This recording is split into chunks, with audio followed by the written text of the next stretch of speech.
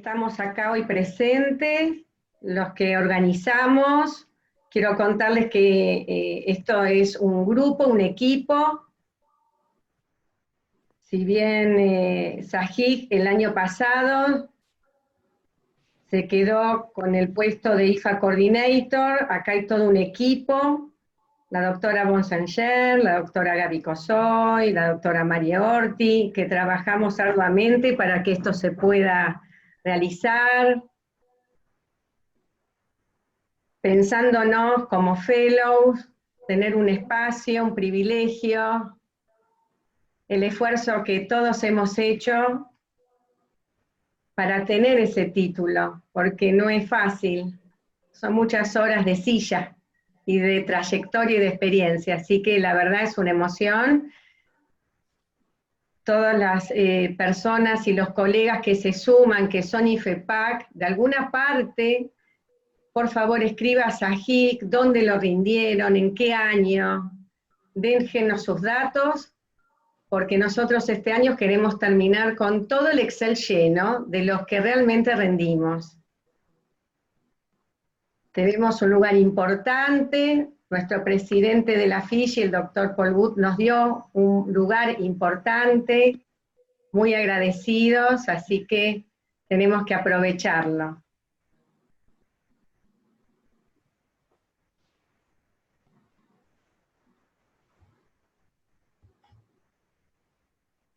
En instantes vamos a dar comienzo a este seminario, a esta sesión.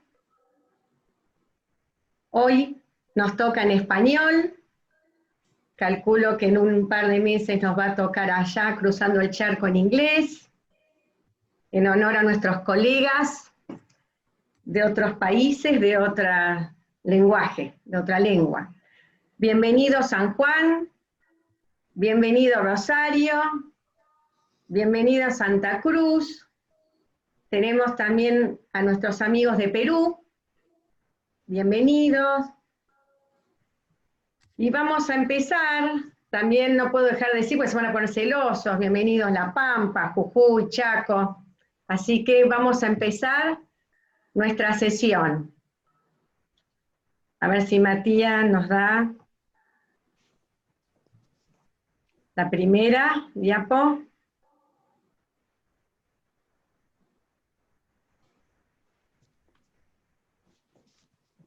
Perfecto.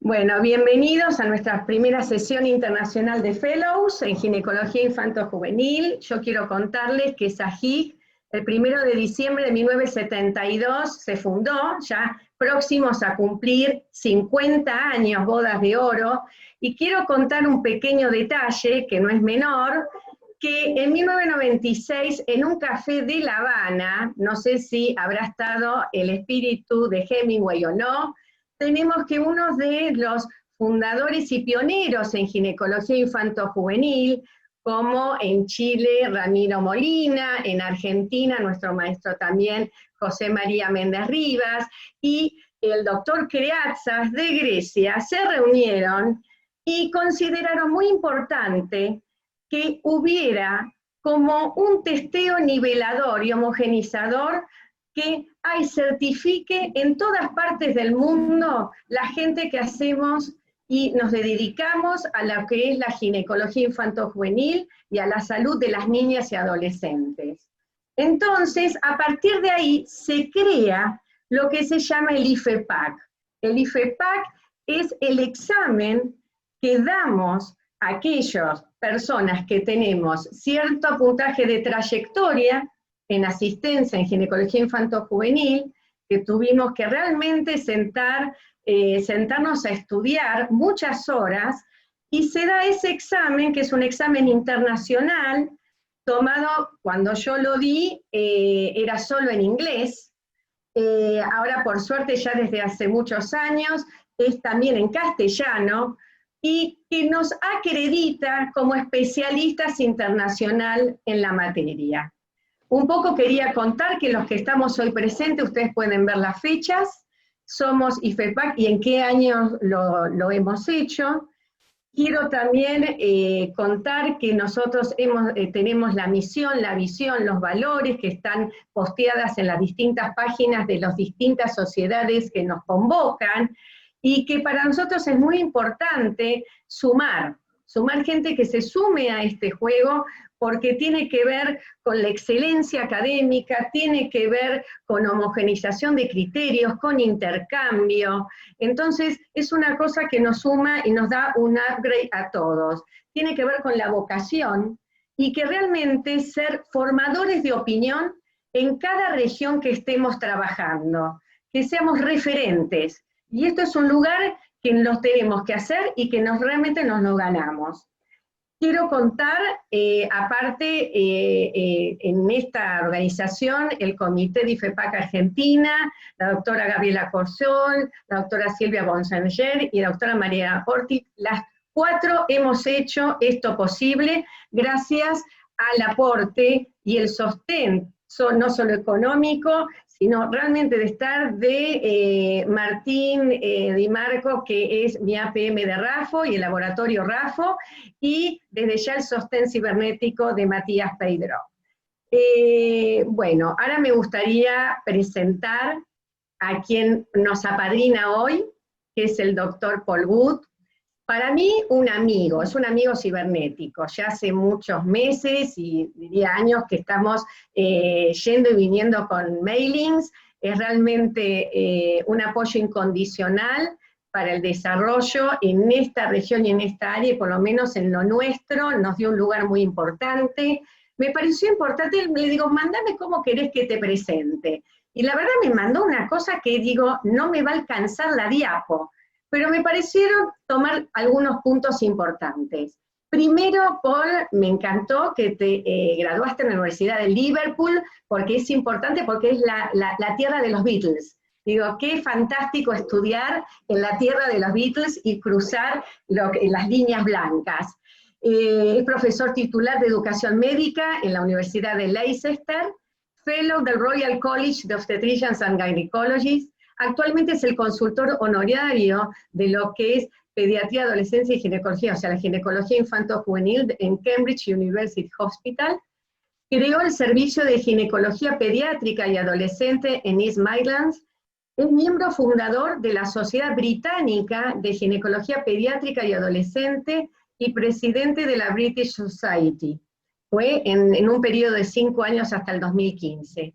Desarrolló un mapa del Reino Unido de los servicios de adolescencia y ginecología infanto-juvenil, accesible tanto para los médicos como para el público general, que me pareció la verdad una propuesta muy interesante cuando lo leí. Miembro de la Facultad de Medicina Legal y Forense del Reino Unido en 2008, presidente del EURAPAC en el 2007, y actualmente, y elegido en diciembre del 2019 en Melbourne, donde nos encontramos varios de los que estamos capaz ahora presentes, es nuestro presidente por 3 años de la Federación Internacional de Ginecología Infanto-Juvenil. En el 2015 fue editor asociado internacional de la revista de Ginecología Pediátrica y Adolescente, y su misión es difundir la palabra, ¿no?, de la ginecología infanto-juvenil y desarrollar la subespecialidad para mejorar la salud reproductiva de las niñas. Realmente es un honor, un gusto y un placer que estés con nosotros abriendo esta sesión, y quiero contarles un pequeño detalle. Habla castellano, porque su madre era de Gibraltar, así que no es que van a tener que escuchar en inglés.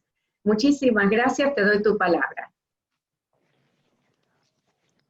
Buenos días, América. Buenas tardes, Europa. Una bienvenida, bienvenidos a todos a esta primera sesión internacional remota de Fellows en la ginecología infantil y juvenil de habla hispana. Bueno, el pasado diciembre fue un mes de mucho cambio. Fue mucho cambio para mí, y fue mucho cambio para Vivi Kramer, porque yo fui elegido presidente de Fiji en Melbourne, Australia, y en ese congreso Vivi fue elegida para representar todos los fellows de IFA globalmente.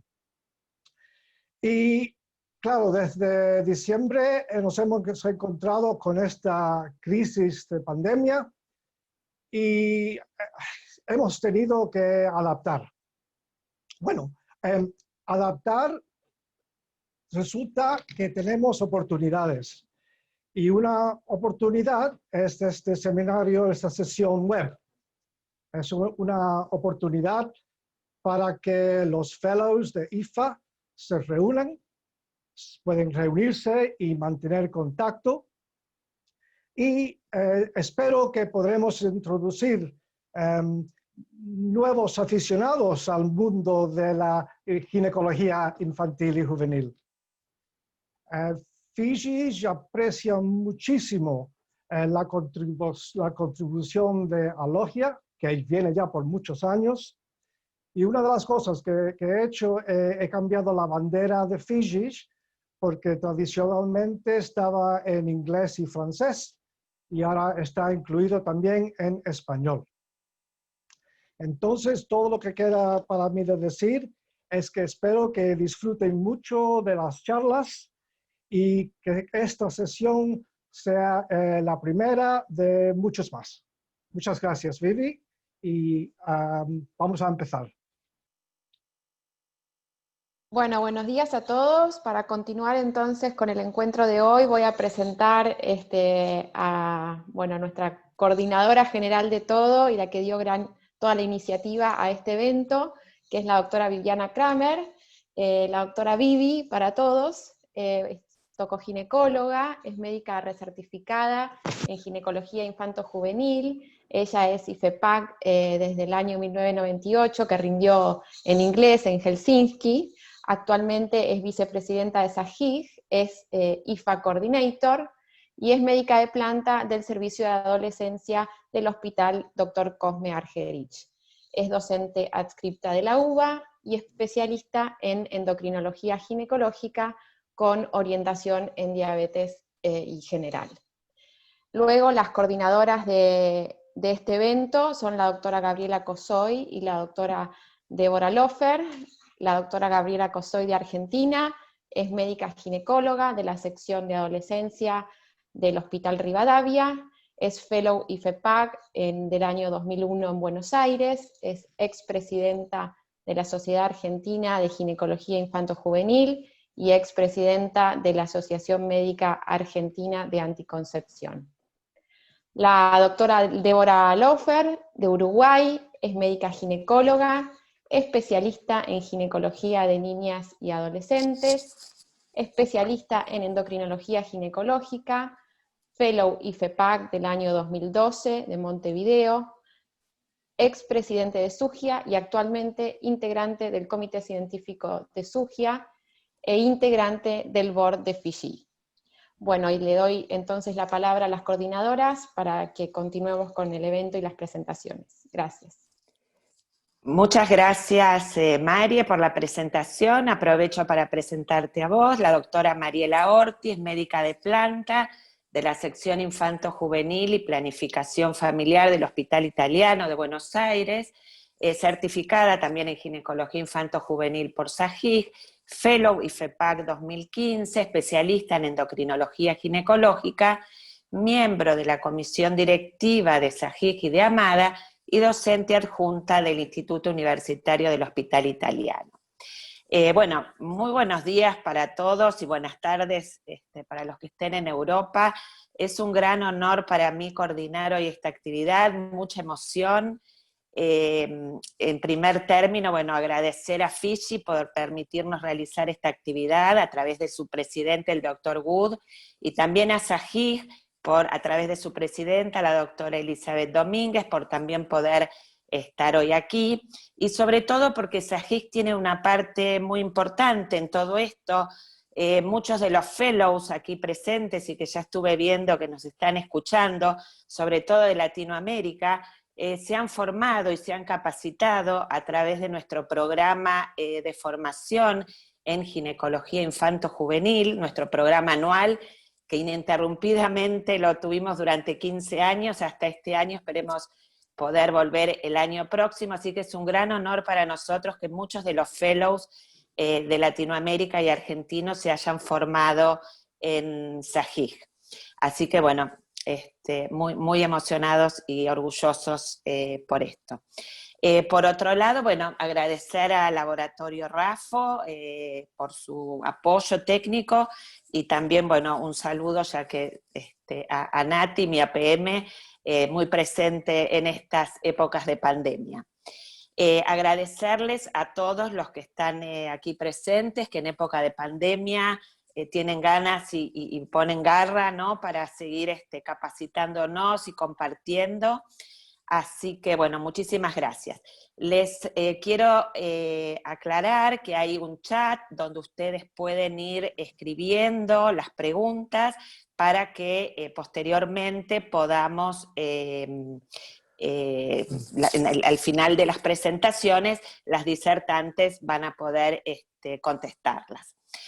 Bueno, vamos a comenzar entonces, que es lo que todos queremos. Les voy a presentar a la primer disertante, que es la doctora Nuria Parera.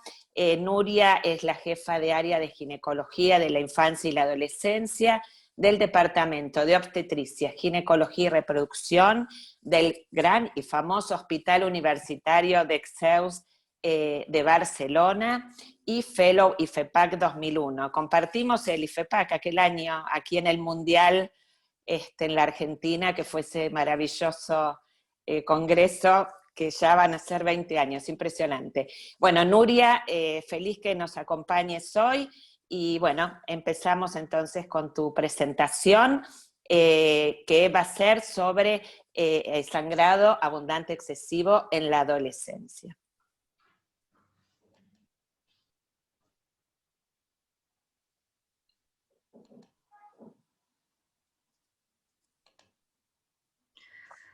Buenos días, muchas gracias.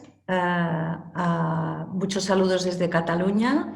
Muchas gracias a Fiji, a la Sociedad de Argentina y a todas las personas que hemos compartido pues, esta formación en ginecología infanto-juvenil. Y para compartir estos conocimientos y esta ventaja que nos da Internet, de aunque estemos tan lejos, podamos compartir pues, estos conocimientos. Bien, pues en esta presentación se basa en un caso clínico sobre un sangrado uterino en un adolescente. Es una chica de 12 años, no sexualmente activa, que se visitó con nosotros en febrero del año 2014. Presentaba un sangrado continuo escaso desde su menarquia, que había sido el 9 de enero, o sea, un mes antes. Esta chica no era sexualmente activa, presentaba un buen estado general, sus constantes y su peso y talla eran normales, no tenía enfermedades importantes ni antecedentes de trastornos de coagulación. No tomaba ningún medicamento. En ese momento la exploramos. La vulva era normal, el himen era íntegro y era permeable y presentaba una pérdida hemática escasa. A la vista de este sangrado y que ya estaba clínicamente estable, le solicitamos una analítica general con pruebas de coagulación y una ecografía transvesical.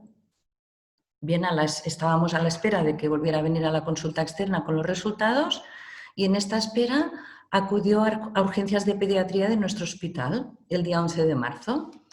Acudió por haber presentado una lipotimia, presentaba, como hemos dicho, estas pérdidas en escasa cantidad, pero habían aumentado en los últimos 2 días y estaban acompañadas de coágulos. En este momento estaba febril, la tensión arterial 105/58 y la frecuencia cardíaca 105 latidos por minuto. Presentaba una palidez cutáneo mucosa. La exploración vaginal fue dificultosa por ser sexualmente no activa, tenía un himen íntegro permeable y habían muchísimos coágulos intravaginales que se intentaron retirar digitalmente de forma parcial. En el ingreso tenía una hemoglobina de 9, un hematocrito de 27% y 243.000 plaquetas. Se solicitó una ecografía ginecológica y se ingresó en el hospital pues, para abordar este este sangrado excesivo. El primer tratamiento pues, fue una sueroterapia de mantenimiento, controlar las constantes. Iniciamos el tratamiento hormonal con estrógenos y progesterona a dosis de 0,03 de etinilestradiol y 0,15 de levonorgestrel cada 6 horas. También se le añadió ferroterapia endovenosa, un antiemético y un protector gástrico. Y se pidió una interconsulta con hematología porque queríamos descartar una coagulopatía, aunque sus análisis basales de coagulación eran normales. En la ecografía se observaba un endometrio hipertrófico y veíamos, como veis aquí en la diapositiva, la vagina ocupada por una gran cantidad de contenido con diferentes grados de espesor, parecían coágulos, no se podía descartar un tabique vaginal. Y esto nos hizo pensar que quizás se trataba, aparte del sangrado excesivo, de que tuviera alguna malformación. También se le hizo una resonancia magnética, se veía pues, esta marcada dilatación de la vagina con este contenido heterogéneo, con este hematocolpos, y no se apreciaba ninguna malformación uterina, pero nos llamó la atención esta gran cantidad de contenido heterogéneo en la vagina. En el segundo día de ingreso estaba en la planta y refirió mareos con la deambulación.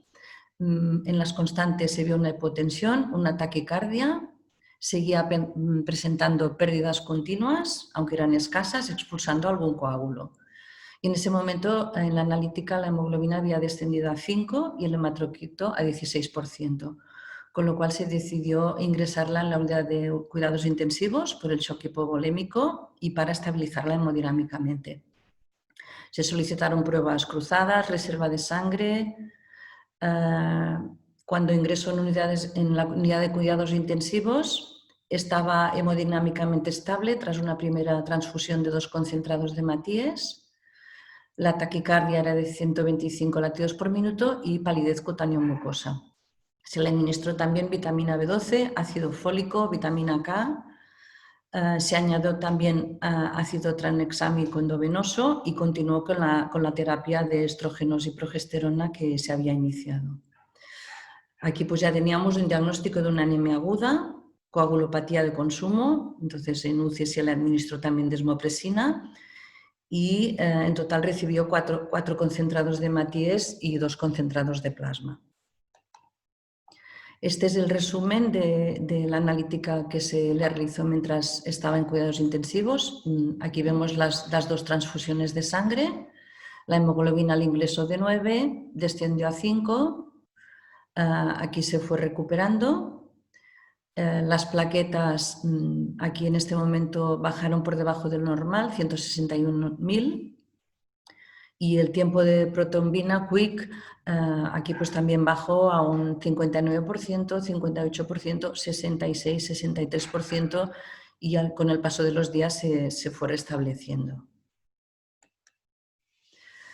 Al cuarto día del ingreso, como seguía sangrando y con esta gran cantidad de coágulos, se decidió hacer una exploración bajo anestesia por esta sospecha de si podía haber una malformación a nivel pues, de un tabique vaginal, una duplicidad vaginal. Observamos una vagina ocupada por una gran cantidad de coágulos. Se descartaron alteraciones anatómicas, o sea, la vagina era normal, no había tabiques, no había duplicidad cervical tampoco, el tacto vaginal fue normal, el tacto rectal también, la orina era clara. Se realizó un cultivo vaginal que nos dio este resultado de positivo a Citrobacter cosseri, pero no le dimos importancia clínica. Y estas son las pruebas complementarias del estudio de coagulación que se hizo más a fondo que en un caso en que solo pedimos las pruebas basales.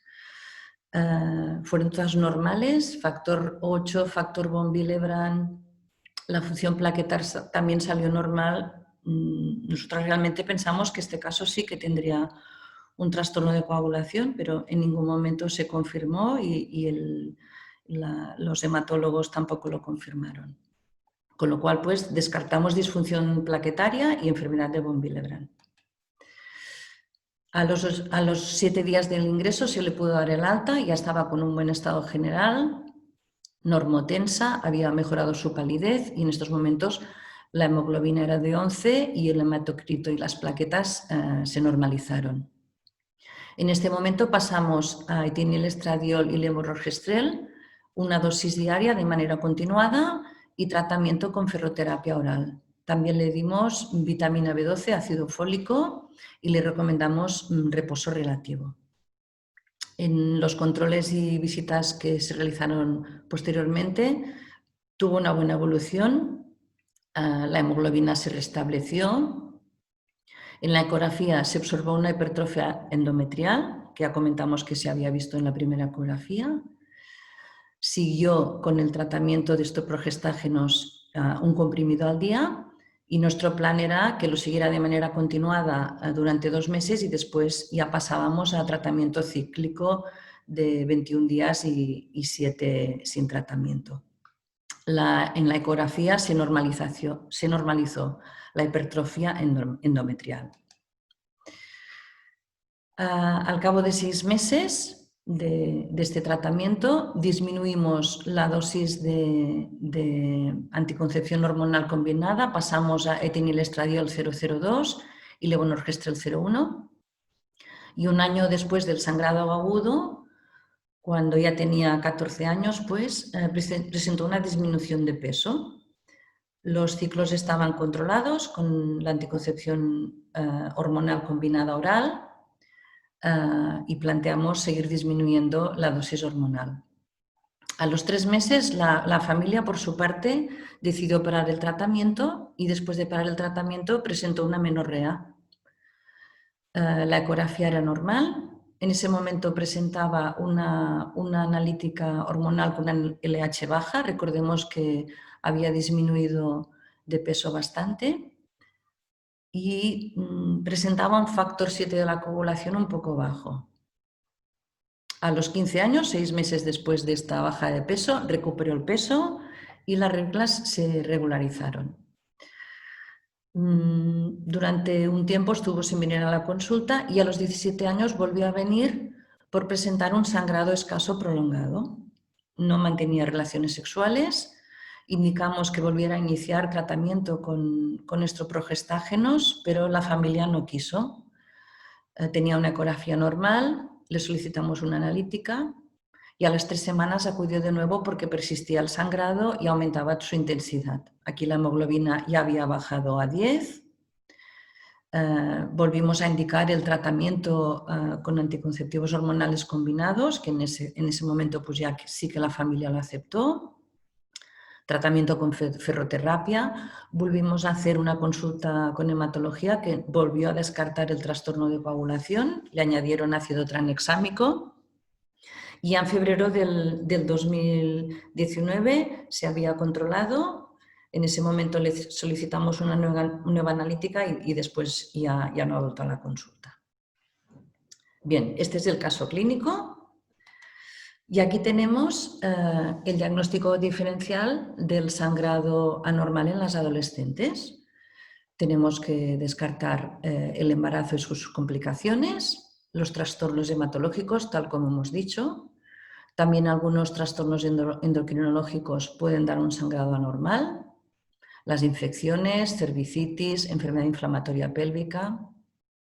Las patologías del tracto reproductivo, pólipos, fibromas, medicamentos que pueden dar sangrado excesivo, antipsicóticos, anticoagulantes, desde luego un traumatismo, un abuso sexual, un traumatismo a nivel genital y otras causas de sangrado excesivo que ya son menos frecuentes, como el estrés, trastornos de la alimentación, en general dan sangrado ausente o infrecuente, pero también pueden dar sangrado excesivo. Una enfermedad sistémica grave y también un dispositivo intrauterino de cobre pues, nos puede dar mayor sangrado. Aquí tenemos el protocolo de tratamiento del sangrado excesivo en la adolescente. Nosotros pertenecemos al grupo español de ginecología de la infancia y la adolescencia, que está dentro de la Sociedad Española de Ginecología y Obstetricia, y nos dedicamos pues también a actualizar los protocolos, y en el 2013 pues publicamos estos para el tratamiento del sangrado excesivo, en este caso dependiendo de las tasas de hemoglobina y de la repercusión hemodinámica. Cuando el sangrado es leve, pues podemos limitarnos a observar medidas higiénico-dietéticas y podemos hacer un tratamiento médico ambulatorio, ferroterapia, antifibrinolíticos, antiinflamatorios no esteroideos, y controlar a estas jóvenes periódicamente y sobre todo que acudan de nuevo si presentan un sangrado que aumente. Cuando la hemoglobina está entre 10 y 12 gramos por decilitro, pues aquí ya nos planteamos dar más tratamiento, pues quizás antiinflamatorios no esteroideos, gestágenos o estoprogestágenos. Cuando la hemoglobina está entre 8 y 10, pero la joven está hemodinámicamente estable, podemos hacer el mismo tratamiento, pero ambulatorio, si la familia colabora.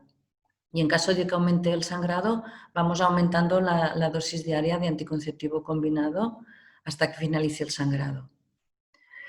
Cuando la hemoglobina está por debajo de 7, ya es cuando se indica la hospitalización, valorar transfusión de concentrados de hematíes, dar dosis alta de estrógenos hasta finalizar el sangrado, que es lo que hicimos en este caso, ir disminuyendo las dosis en función de la evolución del sangrado.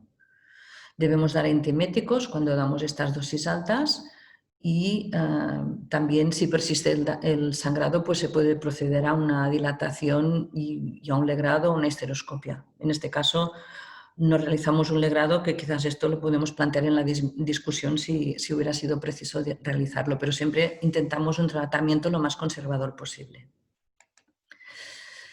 Aquí os pongo un pequeño resumen del uso de los anticonceptivos hormonales combinados en la adolescencia. La OMS, en sus criterios médicos de elegibilidad, nos dice que la edad no es ninguna contraindicación para el uso de los estroprogestágenos. Sabemos que el riesgo de tromboembolismo venoso en usuarias es muy bajo y que hay algunos que tienen dosis más baja, como el levonorgestrel o el norgestimato. Este estudio de Fraser en el año 91 comparaba el sangrado menstrual excesivo dando inhibidores de las prostaglandinas, y nos decía que lo reducían en un 43%. También sabemos que los anticonceptivos combinados son útiles en la enfermedad de von Willebrand. Lo que no existe consenso es en los preparados que tenemos que utilizar ni en las dosis. Hacen falta más estudios para consensuar terapias eficaces. Y actualmente, al menos en mi conocimiento, no sé si lo sabéis vosotros, no existen estudios con anticoncepción hormonal que no sea diaria, o sea, con parche o anillo para tratamiento del sangrado excesivo. Tenemos también el valeriato de estradiol lidiano-gest, que tiene indicación para el sangrado menstrual abundante, que sería el Claira, pero en mujeres adultas. Tampoco existen datos para recomendar una terapia cíclica o continua. Pero sabemos que las pautas secuenciales no van asociadas a efectos negativos en las adolescentes. Finalmente os presento este artículo que publicamos en la Revista Española de Obstetricia y Ginecología en el año 2013, donde recogimos los casos que habían acudido a nuestra consulta en un estudio retrospectivo de hemorragia uterina excesiva. Fueron 178 pacientes, solamente un 4% tuvieron coagulopatía, y de estas 3 requirieron hospitalización, 2 requirieron transfusión, fueron severos un 2% de los casos y presentaron recidiva un 21% de los casos. Y no observamos diferencia de eficacia entre los diferentes tipos de tratamiento, pero cuando el sangrado es severo, nosotros siempre damos tratamiento estroprogestágeno. Y nada más, muchas gracias.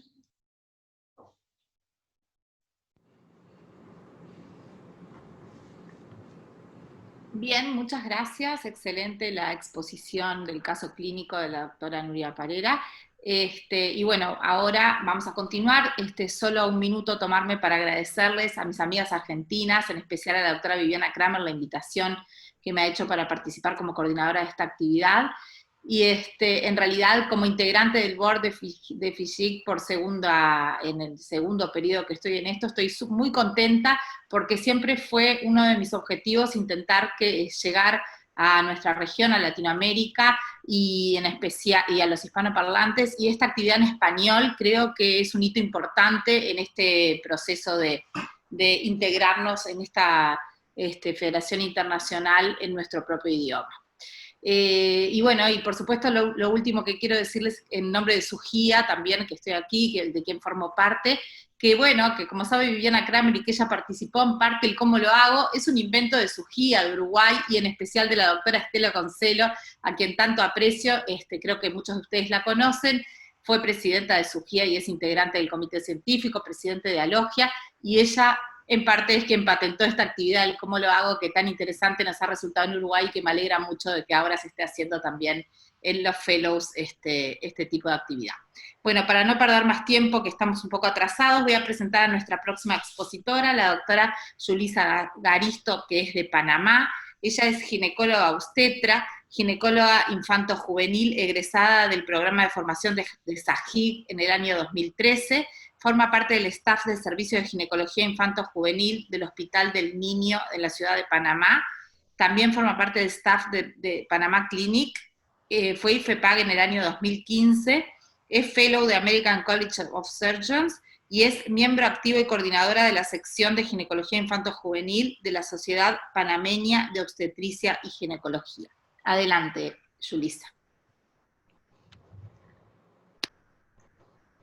Un saludo a todo Latinoamérica, verdaderamente me siento muy complacida, es un gran honor para mí estar compartiendo con todos ustedes y sin duda también con un selecto equipo de colegas. Así que es un tema muy importante que debemos abordar y básicamente quisiera iniciar con una pregunta y es, ¿se han enfrentado a una paciente, es una niña, una adolescente con una masa anexial y no saben por dónde iniciar el abordaje? Bueno, seguramente la respuesta es sí, a todos nos ha pasado en algún momento y es un momento donde debemos hacer un alto y tomar una decisión importante y sobre todo decidir si se trata de una emergencia o no, porque realmente cuando tenemos estas situaciones, claro que si no se trata de una emergencia, vamos a poder tomar ese tiempo para hacer una evaluación más minuciosa y entonces plantearnos un abordaje de los casos de estas pacientes. Entonces, cuando nos enfrentamos a las masas anexiales en la etapa infanto-juvenil, una manera bastante práctica de abordarla va a ser poderlas clasificar según los grupos de edad, porque hemos visto que según cada uno vamos a tener ciertas características diferentes propias de cada grupo etario y por supuesto en base a esto también vamos a necesitar planear el abordaje que vamos a ofrecer a las pacientes. Desde el punto de vista de estas masas anexiales debemos descartar pues el origen, si se trata de un origen no ginecológico o ginecológico, y dentro de ese lineamiento, esa ruta que debemos continuar, vamos a tener que ayudarnos en las bases de la medicina, y es por supuesto la historia clínica, el examen físico, de ciertos métodos diagnósticos, y por supuesto en base a esto dirigir el manejo que le podemos ofrecer. Está más que demostrado que hasta el 90% de los diagnósticos los vamos a poder obtener a través de una historia clínica bien elaborada y un examen físico dirigido. Es por eso que debemos entonces saber que dentro de las masas anexiales vamos a tener una gama bastante amplia de manifestaciones. Podemos tener desde aquellas asintomáticas, porque la gran mayoría incluso pueden hacer hallazgos incidentales, hasta aquellas que pueden cursar sobre todo con dolor abdominal localizado. Y en los casos de torsiones anexiales, por supuesto que ese dolor abdominal va a ser de inicio súbito, agudo principalmente, como la primera manifestación más común, seguido de náuseas y vómitos. Y que todo este conjunto de dolor, si es principalmente dado por origen ovárico, va a ser por esa expansión del parénquima de la corteza ovárica, puede ser por ruptura de los quistes con derrame de su contenido a la cavidad abdominal, o por las torsiones, o también incluso los embarazos ectópicos. Entonces, debemos tener un lineamiento hacia dónde queremos llevar esa historia clínica. Por supuesto que va a ser muy importante el aporte que obtenemos a partir de los cuidadores de esa niña o adolescente y de lo que la misma paciente nos pueda llegar a aportar, y claro, tomando en cuenta la edad de la niña, y a pesar de estar en una etapa infantil, por supuesto que ella puede participar dentro de este interrogatorio, y de las respuestas de ella nos pueden orientar al diagnóstico. Entonces, básicamente va a ser muy importante, sobre todo en la etapa prepuberal y puberal, indagar acerca de la aparición de caracteres sexuales secundarios, sobre todo aquellos que van a estar dependientes del estímulo de estradiol. Sabemos que también, dependiendo la etapa de la niña, van a haber ciertos cambios dependientes precisamente de estos estímulos hormonales, y claro, los cambios normales la fisiología normal debemos tenerla muy clara para poder comprender qué puede estar pasando y qué es normal según cada etapa. También debemos considerar la aparición de cambios androgénicos dados principalmente por signos de virilización, ya sea cambios en tono de la voz, en clitoromegalia, en aparición del hirsutismo, de acné. Entonces, todo en conjunto, claro que nos va a ayudar a seguir el camino que debemos continuar. Dentro de los métodos diagnósticos vamos a conversar un poquito sobre la principal herramienta, ese caballito de batalla que vamos a tener en el abordaje de las masas anexiales, que va a ser principalmente la ecografía. Dentro de los laboratorios vamos a tener, claro, una amplia gama, sobre todo los más importantes desde el punto de vista de masas que con sospecha de malignidad van a ser los marcadores tumorales. Y el manejo, claro, importante, y lo voy a recalcar bastante, es que si se puede dar un manejo conservador, en la medida de lo posible se dará, siempre con el objetivo de pensar en la preservación de fertilidad a largo plazo, y en aquellas que necesitan un abordaje quirúrgico, entonces vamos a ver cuáles de los distintos abordajes va a ser el más conveniente. Les presento un primer caso clínico, una recién nacida a término que atendimos en el hospital hace relativamente un mes.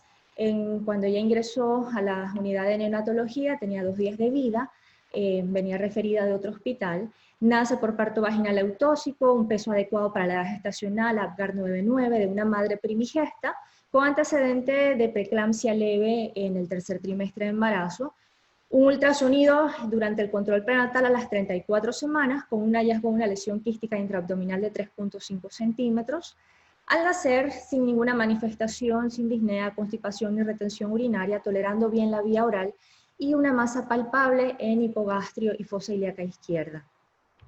Realmente a este punto, a su ingreso se le solicita una ecografía pélvica, donde se logra distinguir una lesión quística de 7.5 por 3 por 8 centímetros, bastante grande, de dimensiones amplias para la edad. Y es aquí donde seguramente ya todos ustedes tienen la respuesta. ¿Cuál sería su diagnóstico? Y bien, se trata de la causa más común que tenemos en esta etapa de recién nacidas y en la primera infancia, que son los quistes neonatales. Son los quistes abdominales que son más frecuentes en fetos y en recién nacidas del sexo femenino, una incidencia, 1 por cada 2.500 recién nacidas. La etiopatogenia no está del todo clara, pero por supuesto que la que tiene mayor prevalencia va a ser el estímulo transplacentario de estrógeno de la madre al feto. Es posible identificarlos ecográficamente a partir de las 20 semanas, sin embargo, a medida que se va acercando al término va a ser mucho más visible, y los factores de riesgo fetales que se han identificado principalmente hipotiroidismo y maternos, diabetes y su inmunización, las toxemias. Se ha evidenciado que estos productos tienen polidrapnios en aproximadamente 18% de los casos, y se asocia principalmente a esos quistes neonatales mayores a 60 milímetros.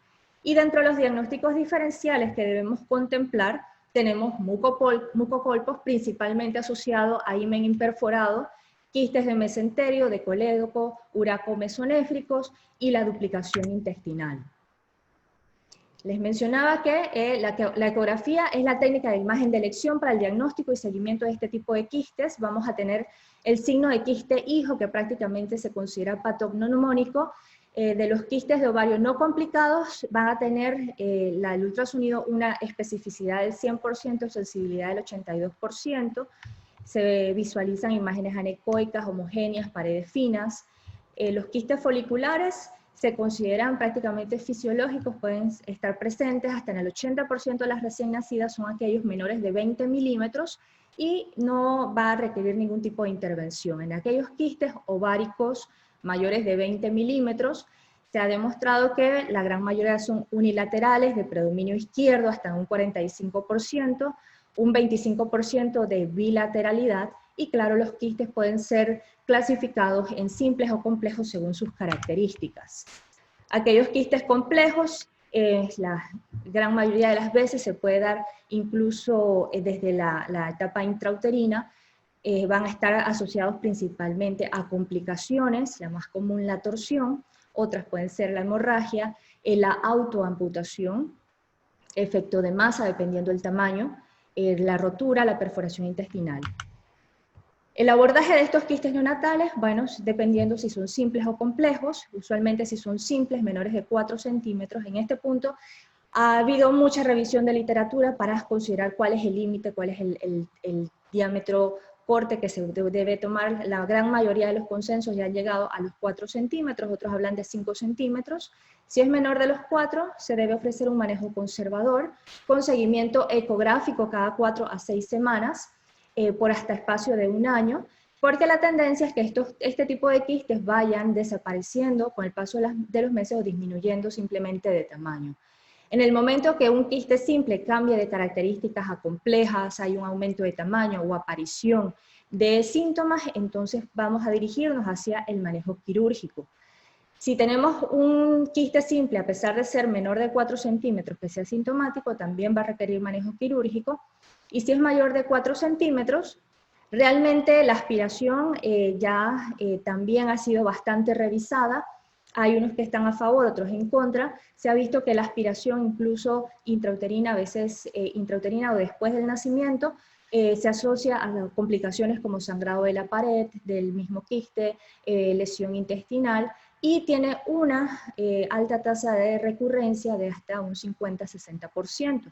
Por eso que a veces se prefiere entonces dirigirnos directamente al manejo quirúrgico, ya sea por la laparoscopía o por la laparotomía, siempre tratando de ser lo más conservadores posibles. Si es por la laparoscopía, pues esto va a ser dependiendo también del tamaño del quiste y la facilidad del abordaje. Saber que los quistes neonatales, por la posición de los órganos ginecológicos en esta etapa, va a ser principalmente abdominal. Por lo tanto, entonces la laparotomía es viable, sobre todo por incisión periumbilical, mini laparotomías, donde se puede incluso exteriorizar el quiste, aspirarlo, drenarlo, y después hacer la enucleación de esa cápsula para hacer solamente la quistectomía y conservar el resto del tejido ovárico sano. En los quistes complejos, con características ya de posibilidad de hemorragia, de necrosis, de isquemia, por sobre todo torsión, entonces básicamente el manejo va a ser quirúrgico. Por lo menos en la foto tenemos un caso de una recién nacida que se intervino y encontramos ya un anexo que se había autoamputado. Este es un segundo caso clínico, ya vamos avanzando en cuanto a términos de edad, una niña de 8 años, 6 meses, dolor abdominal intermitente en hipogastrio, sin signos de abdomen agudo, la telarca había sido hace 1 año, la pubarca a los 8, todavía no había presentado menarca, sin ningún medicamento, y el ultrasonido nos reveló una imagen de aspecto folicular en ambos ovarios, con quiste simple de 2 centímetros en el ovario izquierdo. Y en este caso, pues, los quistes funcionales van a representar la gran mayoría de las masas anexiales, sobre todo en la etapa puberal, prepuberal, puberal, cuando se están iniciando ya esta activación del eje principalmente estrogénico. Vamos a ver imágenes de lesiones completamente simples, anecoicas, con sobre todo la fijación de esos folículos hacia la periferia del ovario. y realmente la gran mayoría de los quistes funcionales pueden tener una resolución espontánea, a los otros se les debe dar seguimiento. Si tenemos una masa en esta etapa prepuberal asintomática, de aspecto simple, menor de 10 centímetros, se recomienda un control ultrasonográfico cada 4 a 8 semanas, esperando la posibilidad de esa resolución espontánea. Si se mantiene en el tiempo y en algún momento inicia la sintomatología, entonces se va a contemplar el manejo quirúrgico. En esas masas asintomáticas mayores de 2 centímetros, pero que ya tienen características de complejidad y que son sólidas, el manejo quirúrgico va a ser inminente. Y en toda masa anexial sintomática, tenga o no signos de malignidad y con marcadores tumorales positivos, entonces debemos también planear el manejo quirúrgico. Este es un caso de una adolescente de 13 años referida por su pediatra por dolor abdominal con predominio en fosa ilíaca izquierda. Había tenido su menarca a los 11 años, ciclos relativamente regulares, sin inicio de vida sexual, y se descubrió una imagen compleja de 6 centímetros hacia el anexo izquierdo, componente mixto. En este caso se hizo una laparoscopía y se encontró un teratoma, que ya fue confirmado posteriormente mediante histopatología, y sabemos que los teratomas, sobre todo los quísticos maduros, van a representar hasta un 55 a 70% de todas las tumoraciones en la etapa infanto-juvenil, sobre todo en la etapa de adolescentes. Entonces hay que tomar en consideración y el abordaje sobre todo puede ser ya sea por principalmente la laparoscopía, donde se favorece la enucleación, la descapsulación, tratar de no derramar el contenido en la cavidad abdominal por la posibilidad de peritonitis y claro que también en la medida de lo posible conservar el ovario.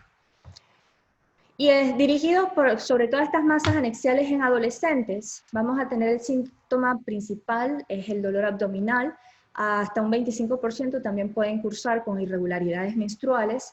En aquellas masas menores de 8 centímetros, aspecto simple por ecografía, marcadores tumorales negativos, hay que saber que el 90% van a ser benignos, sobre todo quistes simples, teratomas maduras, citadenomas serosos y los endometriomas. Esta imagen del libro del Dr. Mark Lofer, pues ya seguramente todos están muy familiarizados con los distintos tipos de tumores, los no neoplásicos, los neoplásicos, sabemos que hay de tipo benigno, generalmente tenemos que tomar en consideración que la gran mayoría, estamos hablando del 60-70%, van a ser tumores germinales, en segundo lugar los epiteliales y en tercer lugar los derivados del estroma gonadal. Claro que desde el punto de vista de malignidad también los tumorales, los germinales van a representar la gran mayoría y en el abordaje va a ser primordial guiarnos por los marcadores tumorales, aparte de los hallazgos ecográficos, la evolución de la sintomatología de esa paciente. Entonces los marcadores tumorales nos van a orientar. Los principales van a ser la alfa-fetoproteína, DHL, la beta-HCG y el antígeno carcinoembrionario. Si bien es cierto el CA125 es muy conocido, muy utilizado, saber que realmente es muy susceptible a ciertas variaciones y que por tratarse más que nada de marcador para tumores epiteliales realmente en la etapa infanto-juvenil no va a tener tanto impacto como en la mujer adulta. Y por supuesto que esto van a ser los lineamientos tanto para sospecha de malignidad, guiarnos en el abordaje quirúrgico y por supuesto después el seguimiento de las pacientes. Sobre estas malignidades, los marcadores tumorales, hay que tomarlos en alta consideración. Las masas pélvicas sólidas deben ser consideradas malignas. Considerar la tomografía o la resonancia principalmente no para la evaluación inicial, sino para la evaluación de metástasis. Es apropiado un abordaje conservador con salpingoforectomía unilateral y la estadificación, y no necesariamente vamos a tener que hacer biopsias contralaterales. La quistectomía no es apropiada si hay sospecha de malignidad, y hay que considerar, si hay alguna duda transoperatoriamente, entonces solicitar cortes por congelación. En el último caso, pues una adolescente de 14 años, antecedente de un quiste simple, 4.5 centímetros en seguimiento, y tiene inicio súbito de exacerbación del dolor abdominal, acompañado de náuseas, de vómitos, no cede con los AINES y una evolución de 2 horas. Y esto es muy importante, la aparición de la torsión anexial. Aquí les menciono algunos de los signos ecográficos más frecuentes.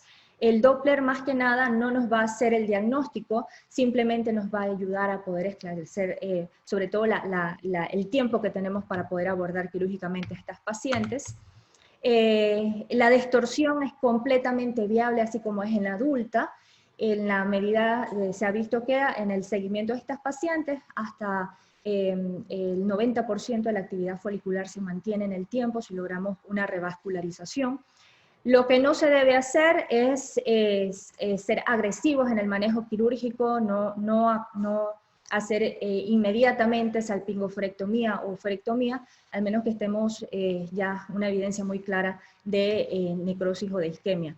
Pero, vuelvo y les recuerdo, lo importante es la preservación. Por eso, el abordaje de todas las masas anexiales debe orientarse según los grupos de edad, según la incidencia en cada grupo, saber que hasta el 90% de las masas anexiales en niñas y adolescentes van a ser benignas, y en aquellas en etapa prepuberal, claro que entre más joven es la paciente, quizás mayor riesgo de malignidad pueda tener. La mayoría van a ser quistes funcionales que no van a requerir un manejo quirúrgico, sino simplemente un manejo expectante, y el manejo quirúrgico debe ir orientado a la conservación de la fertilidad. Importante, siempre les recalco la máxima conservación de parénquima ovárico sano. La distorsión es una opción completamente factible, siempre y cuando no haya sospecha de malignidad. Hasta aquí, pues muy grato acompañarlos, brindarles esta información y muy agradecidas por la oportunidad.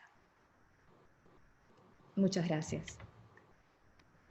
Muchas gracias, Yulisa, por tu excelente exposición también. Y vamos a pasar a presentar ahora a la doctora Silvia Bonsergen, médica de staff del Servicio de Ginecología del Hospital Británico, jefe de sección de Gineco-Infanto-Juvenil, secretaria general de SAGIC, fellow también IFEPAG, docente adscripta de la UBA, profesor adjunta de la UCA, y expresidenta de AMADA. Bueno, Silvia, te escuchamos.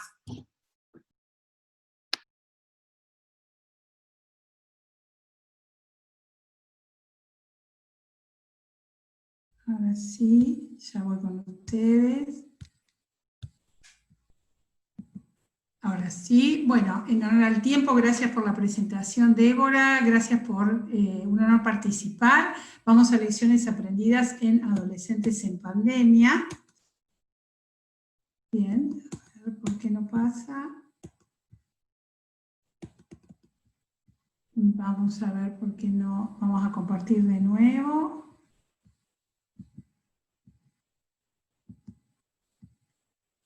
Ahí estamos.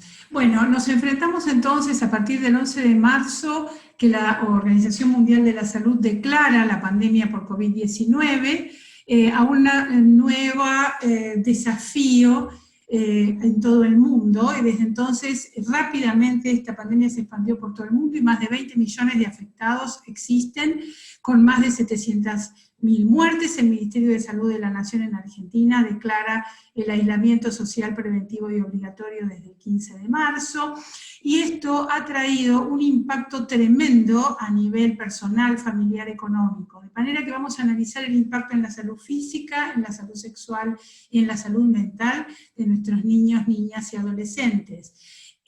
Como vemos en este gráfico, por suerte los niños y adolescentes, los menores de 18 años, no están gravemente afectados en forma directa por el virus, pero sí lo que los afecta es las tremendas consecuencias del aislamiento. Este aislamiento, que para los niños, niñas y adolescentes muchas veces se hace en familias disfuncionales, ha creado situaciones de violencia, porque las familias están sometidas muchas veces en espacios reducidos a tener que compartir muchísimas horas, y esto ha facilitado el aumento de la violencia doméstica y de problemáticas tan complejas y acutas como el abuso sexual infantil.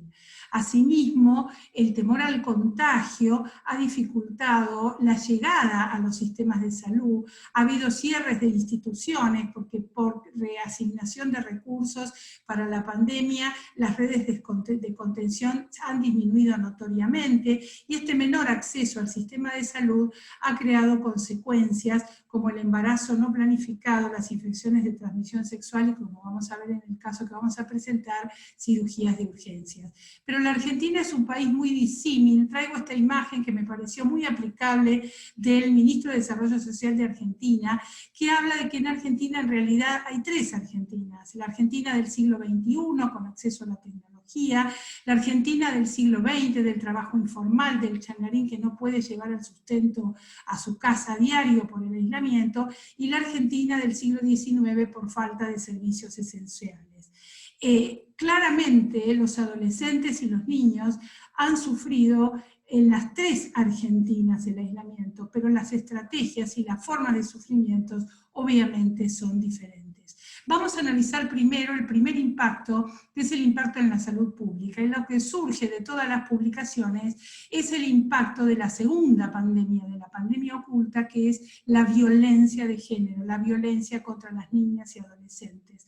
En este gráfico de la Organización Mundial de la Salud, vemos que en Argentina hubo un aumento del 25% de las llamadas por urgencias en cuanto a violencia doméstica, y hay, como ven en el círculo inferior, hay un 40% de subregistro de esta problemática en el mundo. Pero si hay una problemática que aumenta en forma considerable con el aislamiento social, es el abuso sexual infantil, y nosotros, los médicos de atención primaria de niños, niñas y adolescentes, quizás somos el único escape en estos momentos para estas problemáticas que ya de por sí es muy difícil de diagnosticar. Tengamos en cuenta los signos físicos y los signos psicopatológicos del abuso sexual y pesquisémoslo cuando logramos conectarlos con los adolescentes en estos difíciles momentos. Y fíjense ustedes, del observatorio en Mumalá, en lo que va del año, hay 160 femicidios hasta el 31 de julio, con 143 femicidios directos y el resto femicidios vinculados. ¿Qué son femicidios vinculados? Aquellos en donde el perpetrador primero mata a los hijos o hijas de la víctima y después mata a la víctima. Particularmente vulnerables son las niñas y adolescentes en los femicidios, sobre todo en los femicidios vinculados. Fíjense ustedes en esta publicación, vimos que había un aumento del 25% de llamadas por violencia, pero en cuanto a las denuncias han aumentado un 39% en Argentina, y si hacemos la proyección de las víctimas de violencias, a pesar de todas las redes que existen, en el año 2020 habrá más con respecto al mismo periodo del año 2019. Pero esto no es privativo de Argentina. En Latinoamérica sucede lo mismo, en Brasil, con más de un 17% de llamadas, y en Río de Janeiro, con más de un 50% de aumento de las llamadas por violencia. Vimos entonces el aspecto con respecto a violencia física. Vamos a ver qué pasa con respecto a la salud sexual y reproductiva en tiempos de pandemia. ¿Qué hemos visto? Que hay un retraso en consultar, un retraso en el acceso al sistema de salud y un retraso en recibir el método anticonceptivo. ¿Y cuál es la consecuencia directa? Obviamente, desde que ha comenzado la pandemia ha habido un aumento del embarazo no planificado en adolescentes. Y entonces, ¿cómo luchamos nosotros? A través de consensos en todo el mundo, en general y en Argentina en particular.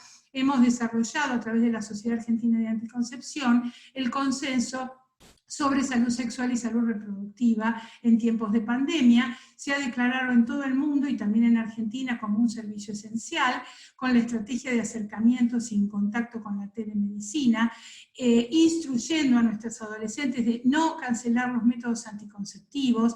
Si están utilizando anticoncepción inyectable y no pueden acercarse a los lugares para la colocación y evitar el contacto estrecho, pues pasémoslo a otro método. Tratemos de distribuir la mayor cantidad de unidades para disminuir el contacto. Si la paciente ha tenido un evento obstétrico, por favor, promover la anticoncepción post-evento obstétrico.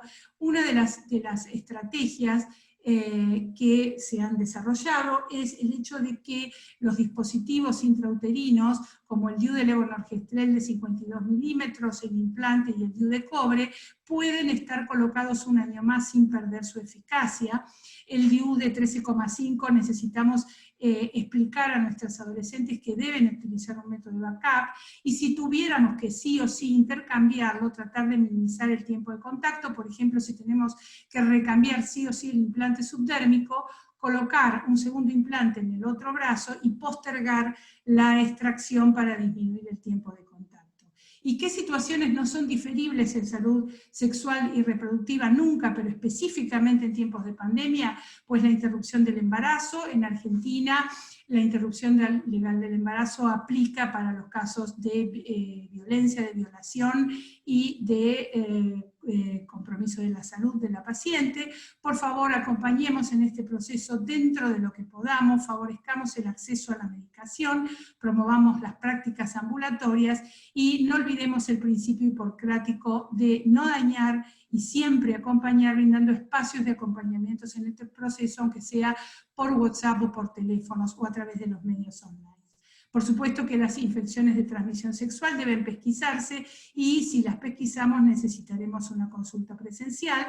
Y no olvidemos dispensar la anticoncepción de emergencia e instruir sobre la continuación del método anticonceptivo. Recordemos que en Argentina, en las últimas publicaciones del Ministerio de Salud, hubieron 2.350 partos en menores de 15 años. Y fíjense ustedes lo difícil que es en estos tiempos llegar a las 3 argentinas y a las adolescentes. Esta foto que ven ustedes claramente no es de la pandemia, es prepandemia, es un homenaje a todos los médicos residentes que me ayudan con las ediciones de los videos, y en este caso para traerles a ustedes esta cita, y son los que están en la primera línea de contacto con las pacientes. Les quiero traer estas cifras. En el Hospital Británico, que es un hospital privado de Buenos Aires, el año pasado, desde marzo hasta el 1 de agosto de 2019, subieron 541 cirugías, con 49 de urgencia, lo que representó un 9,05% de los casos, pero en el mismo periodo, es decir, desde el inicio de la pandemia hasta ahora, si bien hubieron muchas menos cirugías, porque solo se opera lo oncológico y lo urgente, han aumentado las cirugías de urgencia. Pero no solamente, y este es el caso clínico, han aumentado las cirugías de urgencia, sino que han aumentado la gravedad de las cirugías. Fíjense ustedes esta chica que ingresa por guardia con un abdomen agudo, se descompensa en la guardia, la suben a quirófano los cirujanos generales, nos llaman al ver el hemoperitoneo, no teníamos ni siquiera la analítica. Cuando la estábamos operando, esto es un embarazo ectópico complicado, fíjense ustedes el hemoperitoneo, la paciente tenía una subunidad beta positiva con 14% de hematocrito. Fíjense ustedes el retraso en la consulta, cuando normalmente nosotros en el embarazo ectópico, si lo pesquisamos precozmente en adolescentes, con una inyección de metotrexate podemos conservar la trompa. Por favor, estemos atentos a los signos que pueden implicar urgencia en la consulta a distancia, en la consulta virtual. Vimos el impacto en la salud física, vimos el impacto en la salud reproductiva, veamos qué pasa con la salud mental. Fíjense ustedes, según la bibliografía, 30% de la población menor de 18 años sometida a aislamiento tendrá los criterios de desórdenes por estrés postraumático. ¿Y cómo no va a ser así? Miren, han cambiado sus rutinas. Hay desconexión con sus amigos, cancelación de graduaciones, viajes de egresados, temporadas deportivas, la no noche, la falta de noche de los adolescentes, la relación con sus pares, el cierre de escuelas, los padres multitareas que hacen obviamente lo que pueden. Pero ¿cuál es la base de todo esto y cómo actúa el médico de atención primaria? Lo más importante, lo difícil, es trabajar sobre el sentimiento de pérdida del contacto con amigos, pérdida de la libertad, pérdida de la privacidad, muy difícil la consulta en estos tiempos, pérdida de oportunidades. Esto en las poblaciones vulnerables, como los niños, niñas y adolescentes, crea ansiedad y depresión en un 30% de la población, lo cual implica trastornos del sueño, de la conducta alimentaria, gran agresividad, abuso de sustancias, especialmente de alcohol, y tenemos el problema de la exposición de redes. Les recomiendo conectarse en Argentina con Argentina Cibersegura, donde nos explican cómo usar las redes, actualizar las aplicaciones, configurar privacidad, trabajar el concepto de elegir y sobre todo, por favor, hablar con los padres, predicar con el ejemplo. Si los padres están 10 horas en la computadora, no le podemos exigir a los chicos que no lo estén. Recordemos la diferencia entre sexting y grooming, recordemos que el grooming es un delito y que si lo pesquisamos en la consulta debemos denunciarlo. Aquí les traigo imágenes del cibercrimen de Europol. En el gráfico de la izquierda lo que se ve en celeste es el aumento de detecciones de IP de presuntos abusadores a través del cibercrimen. Fíjense ustedes cómo ha progresado las consultas en ambos gráficos a partir de las primeras semanas a las últimas semanas de marzo. ¿Cómo ayudamos nosotros? A través de la consulta virtual. Pero recuerden las 3 argentinas. No todas las argentinas tienen acceso con una computadora, pero sí mayormente todos los adolescentes pueden tener acceso a un teléfono. Por favor, tratemos de facilitarles el acceso, comuniquémonos por WhatsApp, utilicemos la creatividad, aprovechemos el contacto que es escaso por todo lo que comentamos con la telemedicina, aprovechemos al máximo la teleconsulta, discriminemos quién necesita consulta presencial, pesquisemos la consulta encubierta, por favor, y tratemos de no llegar a lo que nos pasó con ese embarazo ectópico, detectemos las situaciones de urgencia. Por supuesto, informemos a través de las redes, involucremos a la comunidad, existen farmacias que están aplicadas a los llamados de urgencia con líneas de violencia cuando la paciente no puede hablar, puede tener la excusa de ir a la farmacia y a través del farmacéutico comunicarse con redes. Fíjense ustedes las publicaciones, cómo los médicos, estos son trabajos de Estados Unidos, cómo los médicos nos hemos tenido que adaptar, muchos de nosotros somos previos a la parte digital, cómo nos hemos tenido que adaptar a la teleconsulta, trabajar sobre plataformas, entrenarnos muy rápidamente. Los adolescentes han respondido, fíjense en el gráfico de la derecha, cómo los triangulitos representan las consultas presenciales y los redondelitos las teleconsultas. Fíjense cómo rápidamente el adolescente aprovecha esta posibilidad y se conecta con nosotros a través de la teleconsulta. Y lo mismo en el gráfico de la izquierda, como en las teleconsultas son las grises más oscuras, como en las semanas de marzo, comparado 2019 con 2020, rápidamente han aumentado las teleconsultas. Es decir, que si nosotros tenemos la posibilidad, el adolescente rápidamente va a recurrir a ella.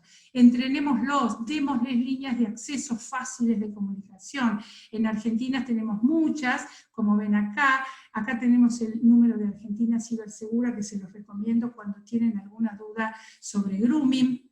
Tenemos canales de comunicación como las aplicaciones y las páginas web. Tenemos todas estas posibilidades. ¿Y qué tips nos tenemos que llevar a casa en estos escasos minutos que tenemos? Tratemos de aprovechar al máximo la consulta virtual, respetémosle su intimidad, solicitémosle al adulto que por favor nos deje a solas, pidámosle al adolescente que utilice los auriculares, que si no puede se comunique a través del chat, hagámosle preguntas para responder si no, son todas estrategias que podemos utilizar, hablemos sobre esta enfermedad que tanto los angustia, trabajemos el compromiso, reforcemos las medidas de prevención en los adolescentes, destaquemos el rol que ellos tienen en la comunidad. Por favor, despejemos dudas y despejemos la mala información, seamos flexibles, aprovechemos la oportunidad para hablar de bullying y grooming, tanto con ellos como con sus padres cuando nos consultas, propongamos las comidas saludables y la actividad física y hablemos sobre la exposición a la tecnología. Potenciemos la resiliencia, digámosle que ha habido episodios en el mundo que han sido peores y que han sido poder superados, contémosle historias y como conclusión, el médico de atención primaria tiene que estar atento y tratar de pesquisar la consulta encubierta, investigar un poco el entorno, dónde se están desenvolviendo. Por favor, recuerden las 3 argentinas, lo difícil que es para un chico que vive en situación aislada llegar hasta el sistema de salud. Si llegó, no desaprovechemos la consulta. En realidad, más lecciones aprendidas son las lecciones que tenemos que aprender. Una de las lecciones aprendidas es que la telemedicina vino para quedarse, sobre todo con los adolescentes. Preparémonos para la nueva normalidad y sobre todo aprendamos a escuchar. Y fíjense en internet la publicación de esta niña, cómo la poesía surge a pesar de todas las complicaciones. Y miren lo que escribe esta chica. A pesar de todo, a pesar del virus, les juro que me emociona, a pesar del miedo, a pesar de la muerte, la primavera no lo sabía y nos enseñó a todos la fuerza de la vida. para tener niñas y adolescentes que llegan a una plenitud, por favor, aprendamos a escuchar. Muchas gracias. Perdón.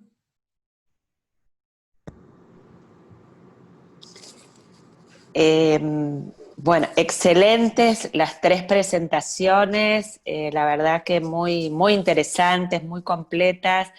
Bueno, Silvia, nos hiciste emocionar a todas. La verdad que, bueno, un placer compartirlas. Bueno, vamos a pasar entonces a las preguntas. Lo que les voy a pedir a las que respondan breve, como para que podamos hacer la mayor cantidad posible. A Nuria, la primera pregunta, que en realidad son dos, pero te la voy a hacer en la misma. Vos referiste, esto lo preguntan en el chat, ¿no? Vos referiste entonces el uso de 30 microgramos de etinilestradiol y que después cambiabas a 20. ¿Cuál era el motivo de la disminución de la dosis? Preguntan. Y por otro lado, cuando das 30 microgramos durante 3 o 4 veces por día, ¿cuánto tiempo se puede utilizar el tratamiento hormonal? O sea, son 2 en una. ¿Por qué cambias de 30 a 20? Y ¿cuánto tiempo se puede realizar el tratamiento hormonal? De 30 a 20 se cambió cuando ya estaba de alta del hospital y vino las consultas posteriores al cabo de un tiempo, cuando ya estaba recuperada totalmente, para intentar pues, conseguir el mismo efecto con la mínima dosis hormonal, porque en el hospital llevaba cada 6 horas, recordad. ¿Y cuánto tiempo? ¿Cuánto tiempo se le puede dar el tratamiento hormonal? Bueno, el tiempo que sea necesario, o sea, mientras ella presente un sangrado excesivo y después sí queremos seguir manteniendo, porque, claro, el tiempo es muy corto con 15 minutos, pero os he presentado esa última diapositiva donde vemos que muchas de ellas recidivan,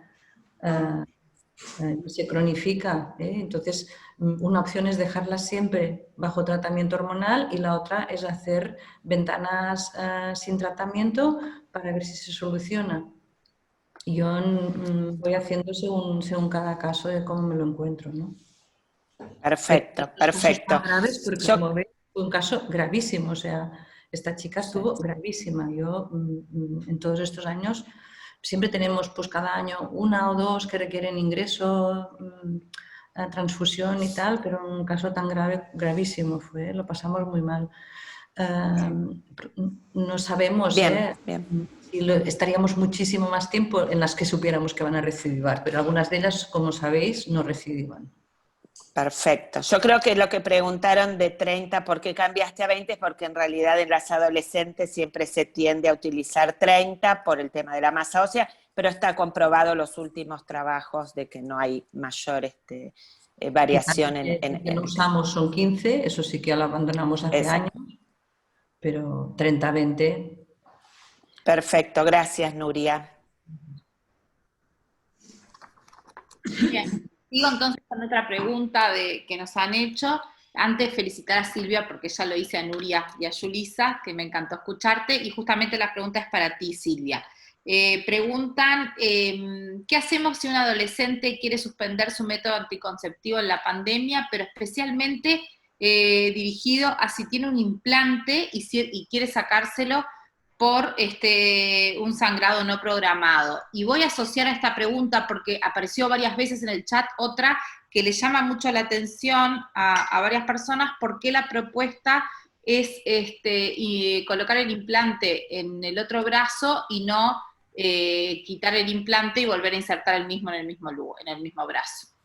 Bueno, eso depende, voy a empezar por la última, depende de la fase de la pandemia. Nosotros en este momento en Argentina estamos con una cantidad, una meseta alta de casos. Estamos volviendo en algunas zonas de Argentina, sobre todo en ciudades como Buenos Aires y el conurbano, en este momento en Jujuy, en Santiago del Estero, está recrudeciendo el virus, con lo cual el contacto estrecho debe minimizarse.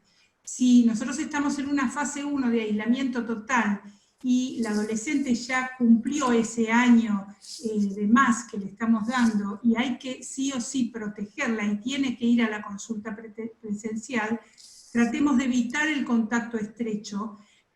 Los médicos somos un factor de riesgo para tratar de minimizar la diseminación del virus. Entonces, como la extracción del implante lleva más tiempo, si no nos queda otra y tenemos que sí o sí protegerla y colocarle un implante, podemos, eso no quiere decir que tengamos que hacerlo, colocarlo y dejar la extracción para un segundo tiempo si estamos en una fase 1 con una alta cantidad de casos en el lugar donde se desenvuelva el médico. Esa sería la respuesta.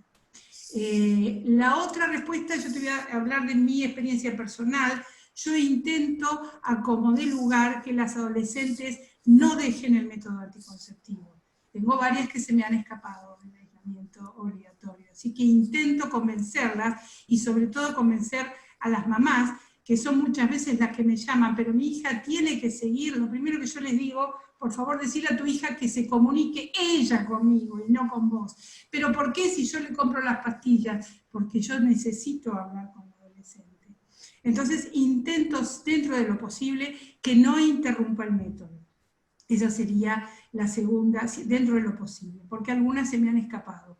Y hemos tenido algo en mi práctica personal, un aumento de embarazos no planificados. Y la tercera cosa es qué pasa cuando tenemos eventos adversos, sobre todo con el implante. El implante tiene una alta incidencia de sangrado no programado. Intento en lo posible de evitar el contacto estrecho en este momento para retirar el implante. Trato de tratarlo y a como dé lugar pararle el sangrado con distintas estrategias. ¿Qué estrategias utilizamos? Bueno, se le puede dar por unos días estrógenos orales para parar el sangrado. Hay publicaciones sobre el uso de tamoxifeno 10 miligramos por 10 días, que también tiene 10 días de tamoxifeno a un adolescente, no le van a hacer absolutamente nada y es una buena estrategia para parar el sangrado. De manera que trato de evitar el contacto estrecho en este momento de la pandemia en Ciudad de Buenos Aires y con Urbano bonaerense. Si tengo que cambiarle el implante, y bueno, se lo cambio. Si se lo puedo sacar rápidamente, el que tiene colocado lo hago, pero si voy a percibir que voy a tener alguna dificultad, prefiero postergar la extracción. Y en cuanto al método anticonceptivo, definitivamente trato de intentar que no lo cancele. Bueno, muchas gracias. Bueno, continuamos entonces con las próximas preguntas. A Yulisa, que preguntan de un caso de una paciente operada de un quiste dermoide que le realizan una oforectomía, habría que ver por qué le habrán hecho la oforectomía, y que a los 2 años presenta en el ovario contralateral otro quiste dermoide. ¿Cuál sería la conducta? Breve. Realmente los quistes dermoides está más que demostrado las características de benignidad. Desde la primera intención, desde la primera intervención, realmente lo ideal hubiera sido una quistectomía simple. Sin embargo, sabemos que la bilateralidad se puede dar en del 10 al 15% de los casos. Por esa razón es bien importante el seguimiento, no solo en quiste dermoides, sino en todo tipo de masa anexial, sobre todo a expensas de ovario, porque desde que hacemos una primera intervención debemos estar, y más si hubo que hacer salpingoforectomía u oforectomía, tenemos que pensar a largo plazo en cuidar, como oro en polvo, el anexo que nos ha quedado viable, sí, para preservar fertilidad. Entonces, en el caso en que nuevamente haya surgido un quiste dermoide en el otro ovario, hay que dar un manejo conservador y es precisamente quistectomía solamente. Ahora también incluso se les puede permitir a ese quiste un seguimiento hasta que alcance un tamaño entre 4 o 5 centímetros, donde el abordaje, la enucleación va a ser mucho más fácil a que si tenemos quistes muy pequeños de menos de 2 centímetros, con características dermoides, ¿sí? Muchas gracias, Yulisa. Bien, Y paso yo ahora a hacer también otra pregunta, Yulisa, que me pareció interesante acá que nos llega, que es si considera relevante solicitar una ecografía ginecológica luego de la menarca a las adolescentes como screening de imágenes anexiales, o si simplemente la solicita ante la presencia de sintomatología o alguna otra patología. Porque sin duda hay diversas opiniones respecto a esta conducta y queríamos saber tu opinión, Yulisa. Claro, realmente es bastante controversial, es una pregunta interesante, hay muchas líneas. Hay quienes, hay revisiones que dicen que realmente no tiene un impacto positivo hacer screening sin tener ningún tipo de sospecha diagnóstica. Se prefiere tener ya una sospecha o algún tipo de manifestación para entonces pedir las ecografías. Saber que la gran mayoría, hasta el 60-80% de masas anexiales, eventualmente va a surgir alguna sintomatología, principalmente dolor abdominal. Por lo tanto, queda más que nada criterio individual de cada paciente, dependiendo cuál sea lo que uno esté tratando de buscar. Porque realmente el hallazgo incidental es muy bajo el porcentaje en donde vamos a encontrar, y hay veces que encontramos otras cosas o los informes nos dan pie a ciertas consideraciones que pueden llevar a la confusión de la paciente o de los familiares, sobre todo cuando describen ovarios de aspecto poliquístico, que ya sabemos que es un hallazgo habitual durante el periodo de adolescencia y que no necesariamente conlleva un síndrome ovario poliquístico. Entonces son esos pequeños detalles que tienden entonces a confundir, y que muchas veces por eso se prefiere hacer la ecografía cuando ya se está bajo una sospecha diagnóstica en específico. Bien, muchísimas gracias, Yulisa. Bueno, yo creo que estamos en tiempo, hay muchísimas más preguntas, no sé, Vivi, si ya querés hacer tus tips, podemos seguir con preguntas, estamos Dos como en tiempo. Dos preguntitas más. Dale. Bueno, buenísimo. Una cada una vos, una Débora, dale. Buenísimo. Bueno, a Nuria, el doctor Méndez Rivas justamente pregunta, dice si han evaluado toda la parte familiar y psicológica, el abordaje integral, ¿no?, que tanto siempre nos insiste, en tu paciente, y si descartaron en un caso así de tanto sangrado el tema tumoral, sobre todo sarcoma botrioides o alguna otra patología ginecológica que ocasione sangrado. Sí, desde luego. No había antecedentes personales ni familiares de trastornos de coagulación, ni pues mujeres en la familia con reglas muy abundantes o estas personas que sangran con la anestesia. Ya os dije que yo pensé que realmente este caso sería un trastorno de coagulación, pero en ningún momento se confirmó. Hicimos varias visitas, varias consultas, desde luego cuando estaba ingresada, y después también con el servicio de hematología del hospital. También se descartó, por supuesto, con la exploración tema del sarcoma botrioides, con la exploración bajo anestesia, con la ecografía también descartamos patología que pudiera causar el sangrado. Y en cuanto al aspecto psicológico, eran una familia normal, una chica que es muy tímida, y realmente con el paso de los años ella no quiere ni oír hablar del tema de la regla, ¿no? Cada vez que esto no quieren venir a la visita, cuando volvía a sangrar no quería hacer tratamiento, estaba muy asustada, y ahora hace años que no la veo, espero que ya un poco mayor estará mejor, pero antes de esto no tenía ningún problema psicológico. Desde luego que después sí que lo tuvo, porque esto le afectó, como os podéis imaginar, mucho, ¿no? Es que estuvo gravísima. Pero eso ya fue después, antes no tenía ningún problema psicológico. Después hizo este cambio que os he dicho, al cabo de un tiempo que adelgazó, pensamos que estaba haciendo un trastorno de la conducta alimentaria, no sé si secundario a este miedo a la regla, pero desde luego antes de este episodio tan grave, no. Y el episodio de trastorno de conducta alimentaria se solucionó fácilmente, no fue necesario ni hacer consulta psicológica ni nada. Pero nos asustó también, ¿no? O sea, nos pasamos de un extremo al otro, ¿no? Amenorrea, en ese caso secundaria, por baja de peso importante, pero ella entendió que debía que alimentarse correctamente y al cabo de pocos meses volvía a estar en su peso normal. Muchas gracias, Nuria. Bien, y la última pregunta entonces, como nos dijo Vivi, también para la doctora Yulisa Garisto. Nos preguntan aquí en cuanto a la parte del manejo conservador de los quistes, sobre todo en la etapa perimenarca y posmenarca, ¿qué anticonceptivo indican? ¿Cuál sería el objetivo? Bueno, eso creo que es bastante conversado ya, pero ¿qué anticonceptivo indican y cuánto tiempo? Realmente el manejo conservador y sobre todo posmenarca se da sobre todo si son quistes de aspecto completamente simple, menores de 8 centímetros, donde está más que demostrado que el mayor porcentaje va a tener una resolución espontánea al cabo de 3 a 4 periodos menstruales o ciclos menstruales, que es lo que se estima. Bien, ahora, cuando se ofrece un manejo hormonal con anticonceptivos, realmente el objetivo no es disolver el quiste, sino que va dirigido a poder hacer el control ecográfico.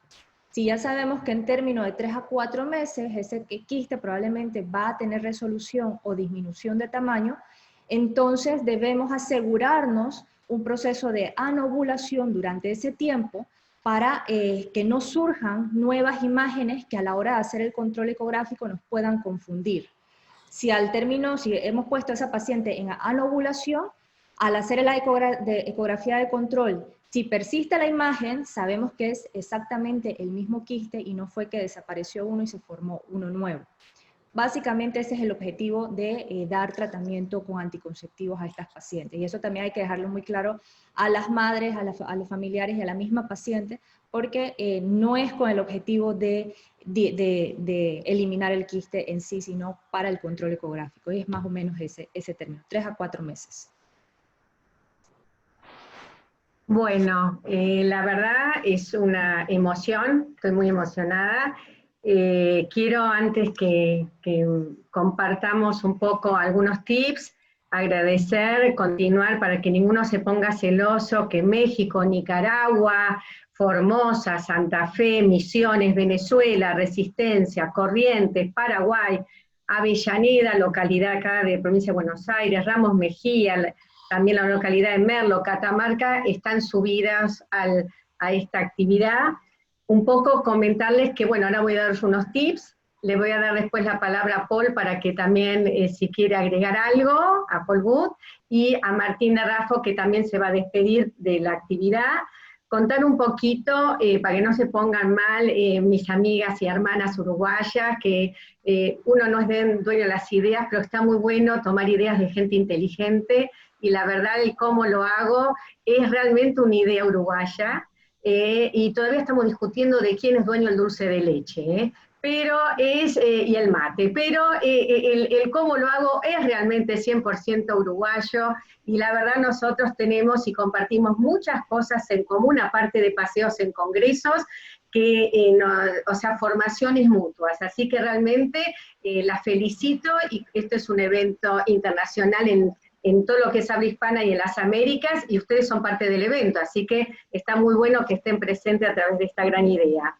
Y por el otro lado, volver a agradecer a Rafo, desde ya, que pudo haber hecho esto posible, y quería contarles nada más que tenemos casi más de 330 fellows en todo el mundo, y no sé si es por la extensión del país, por cómo fue parte pionero o formador de opinión, la mayoría en lo que las Américas de los IFEPAC son argentinos, que se sube la gente a querer formarse, a dar este examen, que ustedes ven la calidad de todas estas charlas que fueron brillantes y que nos hacen sentir orgullosos de pertenecer a esta comunidad. Pasamos ahora a la primera diapo, Mati, si vos podés. Así doy algunos tips, nada más, para que después puedan cerrar. Bueno, algunos tips que tenemos de las charlas de hoy, de la charla de la doctora Nuria, que bueno, sabemos que una hemoglobina menor de 7 nos obliga a hospitalizar a los pacientes, que la hormonoterapia es tratamiento de elección. Acá en la Argentina tomamos también como tratamiento de elección el SIUL, el DIU de levonorgestrel, en aquellas pacientes, inclusive, capaz Nuria con todo este tema que fue bajo anestesia todo, aunque si la chiquita no tenía relaciones también podría haber sido una opción, y saber que dentro de los gestágenos, si uno tiene un tratamiento más crónico, el Nomegestrol y el Dienogest son a veces de elección porque tienen muy buena respuesta a la estabilidad endometrial. Con respecto a lo que es masa anexial, la torsión será más frecuente cuando el diámetro es más de 5 centímetros. Casi toda la patología en la población infantojuvenil, por suerte es benigna, y casi todos, como dijo Julissa, son quistes funcionantes. Lo más común de lo maligno tienen que ver con tumores germinales, y el síntoma más frecuente, para tener en cuenta y estar sensibilizado, es el dolor abdominal y la distensión abdominal. El anticonceptivo hormonal como tratamiento y prevención de recidivas, como acaba de decir, funciona, y el método más sensible propiamente para ver imagen de ovario, para la primer diagnóstico, es la ecografía. Vamos a la que sigue. En lo que es lecciones aprendidas, estamos en un momento, la verdad, muy difícil para los niños, niñas, muy difícil para los adolescentes, y muy difícil para los adultos, porque la realidad es que este impacto también nos impacta a nosotros, que nos pasan cosas. Dentro de las lecciones aprendidas, saber que hay impacto sobre la salud social, impacto sobre la salud emocional y mental, impacto sobre la salud sexual reproductiva, y urgentemente se realizaron en distintas sociedades del mundo consensos sobre eso. La inequidad, un poco, por lo menos en las Américas, no sé en Europa, pero en las Américas, el COVID dejó expuesto la inequidad en aquellos chicos, la obesidad también hay que tenerlo en cuenta, menor posibilidad de vacunación, menor concurrencia a los servicios de salud. Esto dejará secuela. Desde ya lo que dijo un poco mi compañera y amiga Silvia Bonsanger, el tema de la resiliencia, y entender el concepto, que esto me lo dijo mi jefe, el doctor Enrique Verne, que me encantó, resiliencia comunitaria. Porque no solamente dentro de lo que es el individuo, hay que tener en cuenta en trabajar en lo que es la comunidad y la resiliencia comunitaria. Ahí tienen el email para que los que son IFEPAC o quieran averiguar sobre el IFEPAC puedan empezar a mandar. Ese es el email, no lo hagan por el chat, es el de SAGIG. Y otra cosita que quiero decir es que quiero agradecer a mi amiga y presidente de SAGIG, la doctora Elizabeth Domínguez, para nosotras monona, que nos permitió y nos dio lugar a esta actividad bajo su presidencia, que no es poco. Así que ahora paso particularmente a Paul, el doctor Paul Wood. Muy bien, y muchas gracias. Ha sido un éxito, y por lo que veo ha estado muy bien apoyada. Entonces, quiero darles las gracias a todos los participantes, que creo que hay varios cientos de participantes en la sesión, y a las tres presentadoras. Han sido exposiciones excelentes y tópicas, y aparte de eso, tengo que darles las gracias a Vivi, a Gabriela, Débora y Mariela, porque han planificado la sesión estupendamente. Entonces, congratulations. Enhorabuena. Quiero que ustedes sepan que tienen el apoyo de FIGIS. Y espero que esto sea la primera sesión remota de muchos para IFA y para los fellows. Entonces, enhorabuena y muchas gracias. Gracias. Martín. Bueno, por mi parte, felicitarlos a todos, la verdad que una excelente exposición, y agradecer también todo el apoyo que nos brindó el laboratorio, a la gerencia de marketing, del departamento de arte. Así que, bueno, muchísimas gracias y excelente todo, realmente, muy bueno. Débora, muchas gracias. Gaby, muchas gracias. Marie, quiero contarles que también el trabajo en off de Marie, de levantar las preguntas, de decir de quién era de cada lugar, súper, muchísimas gracias. Nuria, Julissa, gusto, lujo. Bonsi, amiga mía, lujo. Y a ustedes muchísimas gracias. Matías Peidró, genio total en este soporte cibernético. Paul, me encantó que estuvieras apoyándonos desde un lugar tan remoto y aparte desde tu presidencia. Esto ocurrió en tu presidencia. Muchísimas gracias. Y gracias a todos. Nos despedimos. Adiós. Chao, gracias a todos.